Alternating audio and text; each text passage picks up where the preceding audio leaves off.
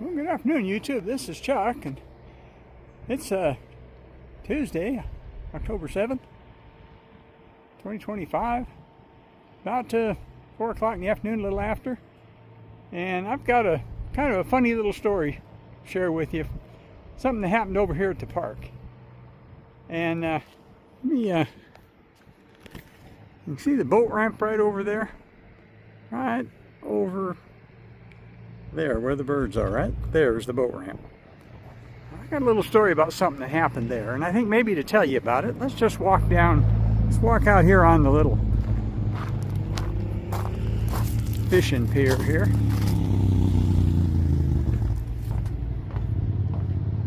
Now, over at Walmart, they sell some little plastic boats.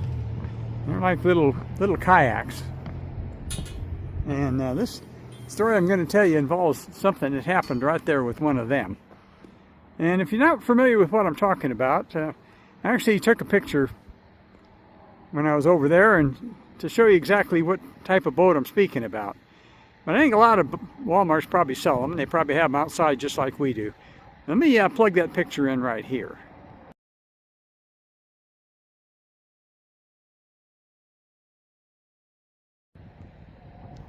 So now you see what I was talking about. But yeah, I used to come over here about every morning when I used to walk old Flapjack when he was still with us. And we were over here one morning, and there was an old couple, retired couple. They had one of those kayaks, and they were trying to launch it off of that boat ramp there.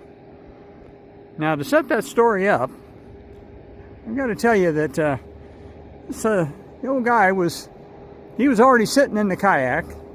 In the back, it was a two-person kayak, just like the one I showed you in the picture. And he was sitting in the back, and he had his fishing vest on, his fishing hat on. He had his tackle box there, and he had his fishing pole sticking out the side. Well, he wasn't a small guy. He was probably 50, 60 pounds overweight. And then there was his wife, and his wife, she was going to get in the boat with him. And I don't want to sound disrespectful, but she was probably 100 pounds overweight. She was wearing a life jacket, and she was so big she couldn't even fasten the life jacket. So it looked like one from a little kid on her. And she had a dog, a small dog. Well, she was trying to fit herself in the front seat in that kayak. And the front of it was still up on the boat ramp. The back of it was floating. Well, finally, with a great deal of effort, she managed to get herself and that little dog into that kayak. And then they were having trouble pushing it off of the boat ramp there to make it float. Well, I don't know what the weight limit is on those kayaks, but they exceeded it by quite some amount. Plus, the balance was way too high. And there was probably half a dozen of us watching this go on, and everybody knew what was going to happen. It was almost like a cartoon.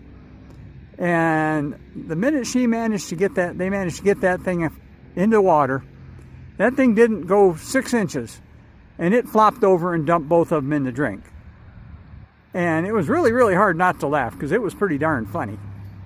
But I thought there for a little bit, I thought I was going to have to go into rescuer mode and go in there and get them out. But it's not very deep right there. It's only less than waist deep. And so they were both able to stand up, and I'm sure they were totally humiliated by the experience, but they were both able to fish themselves out of the drink.